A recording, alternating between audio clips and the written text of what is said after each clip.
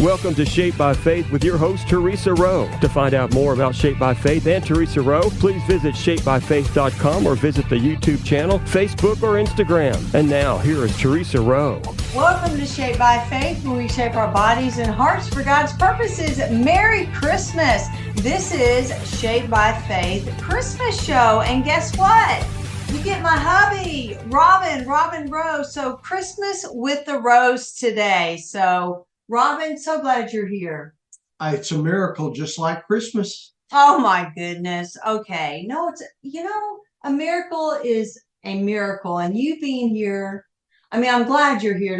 Don't take that wrong. Well, hold on, we're going to talk about a miracle. Well, yes. A miracle, because I thought we were playing a game of Clue this morning.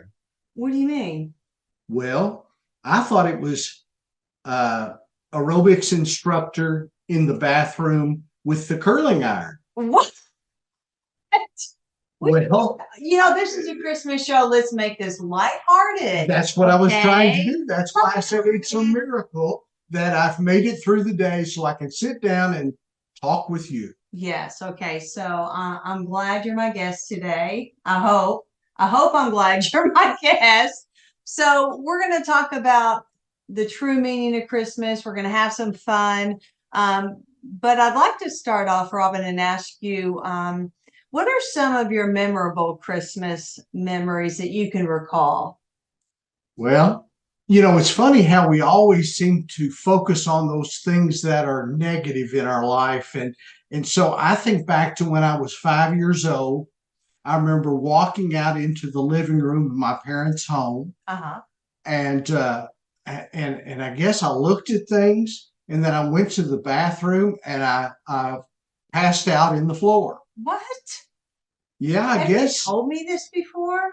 Well, only tell it to important people. But are you kidding me? No. Go ahead. All right. So this is a Christmas show, remember. So they revived me and found out when they took me to the hospital that I was dehydrated. And poor thing. Yeah, it was a memorable Christmas. Well, I will say you still don't drink enough water. That's true. I drink a lot of coffee, but I don't. That doesn't count. Drink. Yeah, I know. I've heard that before from someone. I'm not sure who. Yes, right. So you were dehydrated. Right. Why was that? Did they say? Well, I think I had strep throat. Oh. And I hadn't been drinking because it would hurt when I swallowed. So they took me, got me all fixed up, kept me in the hospital for a couple of days, and it all turned out all right. It made Christmas last a lot longer. I bet. Gifts sat there under the tree. Wow. But that's not just the only memorable Christmas event. Okay. It was the time that we hadn't been married very long, 2 or 3 years. We were living in our old home, and we had a snowstorm that showed up kind of suddenly, and it really shut everything down. And being the procrastinator that I am, I sat there with no Christmas present for the wife on Christmas Eve. And this was prior to us deciding that it was too much stress and not necessary to have Christmas presents between us. That took some years. That did take some years, yes. But that particular Christmas, all I had for you were those chairs for the counter. Unbelievable, too. Yes. Oh, and then we had about 12 containers of candy and cookies. And we sat there and ate them all. You're taking one of my memories, because to me that was memorable in a lot of different ways. And yes, I remember your gift, and I thought, wow.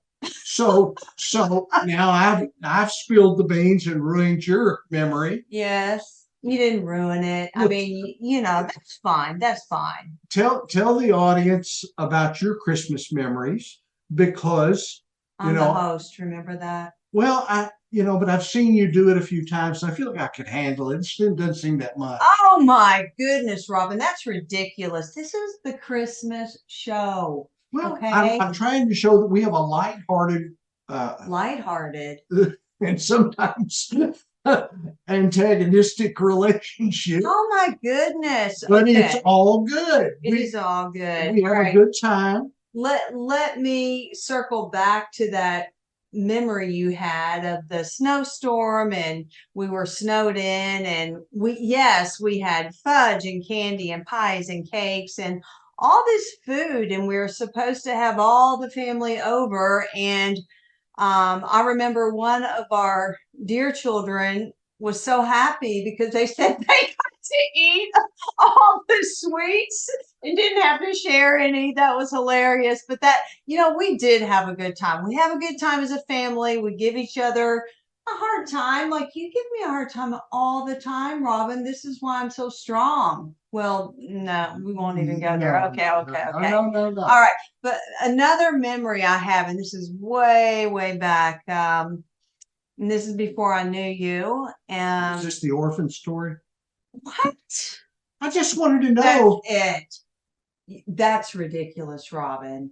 Okay, this is our Christmas show. All right, let's keep this in mind. We're not going to talk about an orphan and all Stop.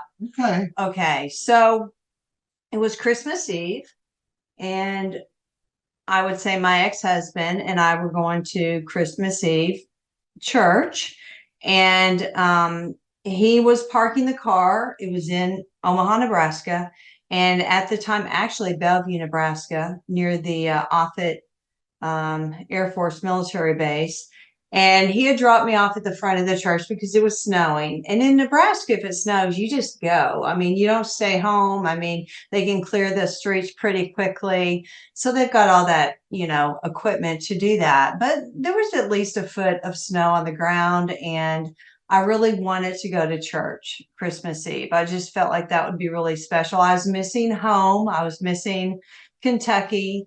And I walked in to the church, and I see the priest there, and I see altar boys there, and evidently we were running late because they were going to walk down the aisle, and they were back there. So all of a sudden I heard this swoosh and looked down, and the whole carpet underneath of me was wet, and it was so embarrassing. I thought, oh my gosh, but my water broke. I was pregnant with my daughter, Candace, our daughter, Candace. And as soon as my ex-husband came into church, of course, we had to leave and go to the hospital. No time for an epidural, no time for anything. They made me hold off, though. The nurses made me hold off to have this child.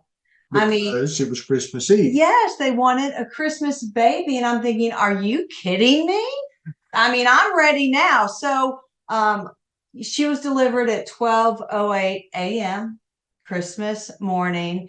And as the female physician is in the room with me, and they did have to do an episiotomy, we won't go into those gory details. As she's sewing me up, I asked her, do you think I can go home today?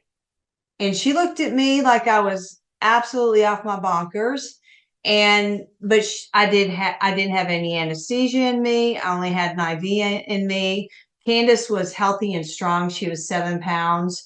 And she said, if the baby checks out, is okay, and I give you the okay, I'll let you go home. She let me go home on Christmas.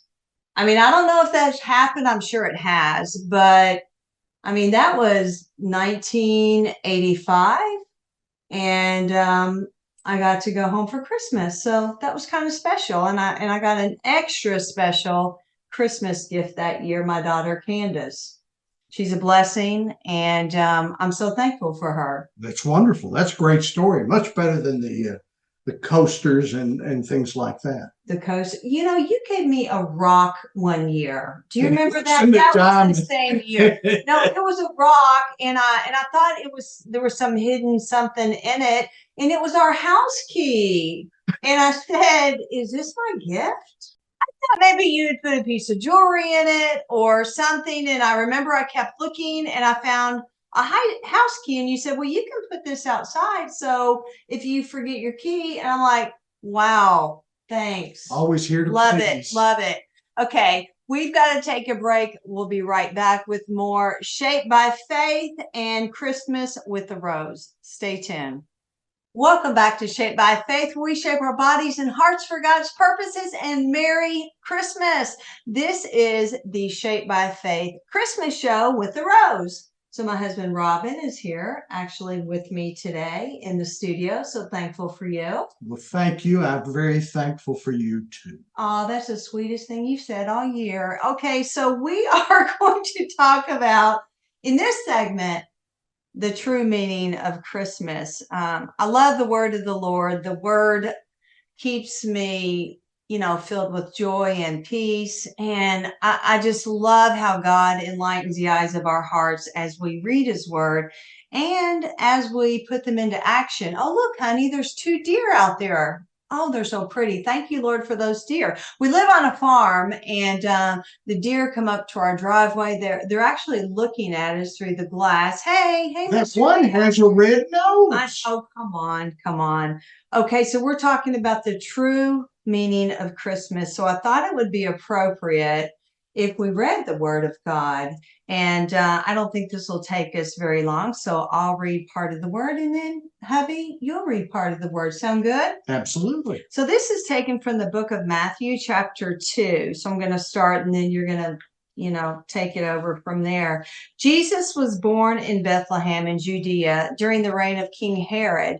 About that time, wise men from the east arrived in Jerusalem asking, "Where is the newborn King of the Jews?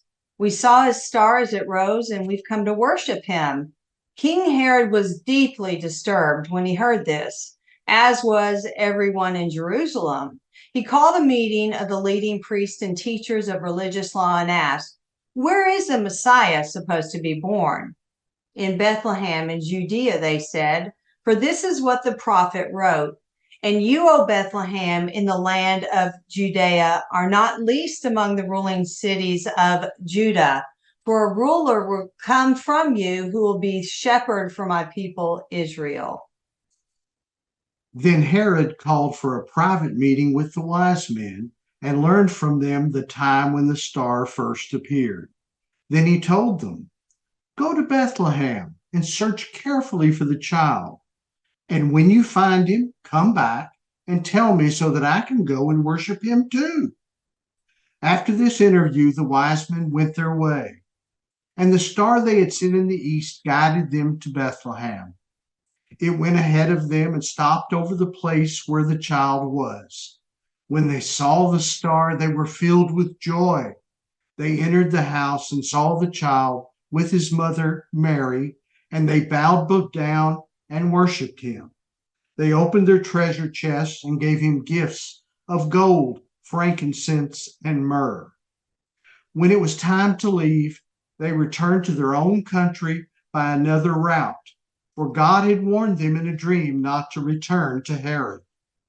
That is so good.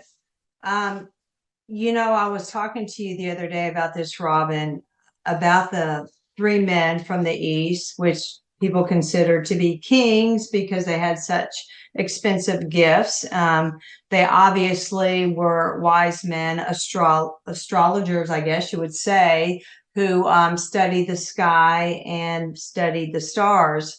I was teaching fitness the other day, and the revelation that God gave me was, yes, their gifts were precious and they were so meaningful. And they symbolize, like gold symbolized kingship, and frankincense symbolized deity, and myrrh, it was the embalming oil symbolizing death that they used to embalm Jesus with and anoint his body with. So those in themselves were awesome gifts. But really what stuck out to me in the word was that they obeyed God. Yeah, they had a curiosity, but they also followed God's directions, and they did exactly what he called them to do, which was to find Jesus, the King of the Jews. And it took them some time because what they had to travel, probably, I would say, around 900 miles. It would take them more than a few days, more than a few weeks to get there. So really, the baby wasn't a baby anymore by the time they arrived. Yeah, it was probably 18 months to 2 years old. So it was more like a toddler than it was a baby. What also stands out to me is the star stayed the whole time for them to arrive. It's big. God's a big God. Yeah, absolutely. And back to the three wise men from the east, their obedience to God. You know, God warns us in so many different ways. In his word, for one, he lets us know how to live. He gives us that wisdom and understanding. He warns us about things that will trip us up. And so they listened to God, and they had that dream. Now, I don't know which one of them had the dream. If they all three had the dream, who knows? But they had the dream and they were obedient. And I think obedience is key to us following Christ. You know, a lot of people wonder why they don't hear from God. I think a lot of that could be that you have to be walking in his purpose for your life to really hear from God. Now, I know Paul, he wasn't walking in God's path. He was actually working contrary to his path. But God reached down and touched him and changed him. So I think that the Bible has a roadmap for each one of us, but we have to get into the Word to find that purpose and that path for our life. And it doesn't mean the road is going to be smooth. It doesn't mean things are going to be perfect. It doesn't mean you're not going to have arguments with your better half, right? Do we have arguments?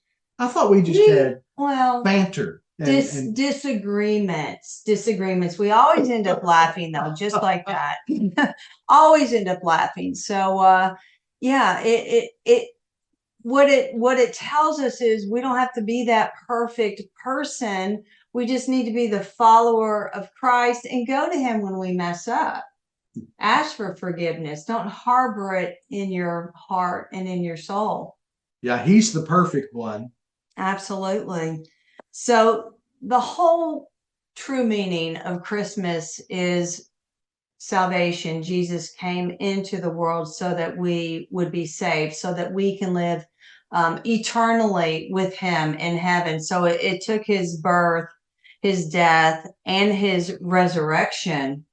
You know, as a pastor said today, you know, I think he was quoting maybe a Christian author that Jesus came as a man to be born, to die. C.S. Lewis. Yes. Yeah. Where men come to be born to be sons of God. I mean, I probably messed that whole thing up right there, but I'd never thought about that Jesus's purpose was to come to earth, to be born, and then to die so that we might live. Absolutely. And that is, I don't even know if we have the right words to say how amazing and how grateful we are for our salvation. I'm so thankful. Well, you saw that in the three wise men. When they came and they found Jesus, the first thing they did is they fell to their knees, praising him, thanking God for him. I'm not sure any of us have that in our life like we should, that we fall to our knees and thank him on a daily basis. Well, it should be a practice that we do. It should be a practice. It should be a discipline. I mean, we should do that naturally, you would think, but a lot of times our flesh takes over. Yeah. Yes. So this next segment, we're going to get into, you know, some of the things we do as a family and what it was like when we first blended our family together. 28 years of marriage here. We know it works only by the grace of God when you place God first in your marriage, wouldn't you say? Well, it was in those early days, it was more like Christmas with the Cranks. Oh But my goodness, Robin. well, they were sometimes a little bit irritable Okay, so with one I another. think it's time to take a break. We'll be right back with more Shaped by Faith. Everyone stay tuned. Welcome back to the Christmas show with the Rose. Okay, so now we're going to talk about our family, right? Right. And what it's like having 7 children as we blended our families together. Do you remember those first few years, Robin? Yes, I do. I remember that one room that we called the wooden room. I mean, I guess the kids originally called it that when they were little because it had wooden floors. And it had a lot of wood in the room. It was very beautiful room. Pine, very bright. Yes. Well, I remember one year, one of our first years together, the whole room was filled with gifts. Yeah, we were trying to buy their. No, we're not. The thing is, when we blended our families together, I didn't honestly even know how you celebrated Christmas. I know you went to church and celebrated Jesus, and the reason, that we celebrate Christmas is Jesus. But I didn't know about the gifts and all that thing. And I think you were a bit overwhelmed with me with my shopping. I'm going to answer this very carefully. Yes. All right. Yes, I was overwhelmed. It was happy. So with the 7 children and us, I remember the twins at the time were 4 years old. Actually, they had turned 5. They had just turned 5. They knocked on our door, at 2 a.m. or something like that. We're like, go back to bed.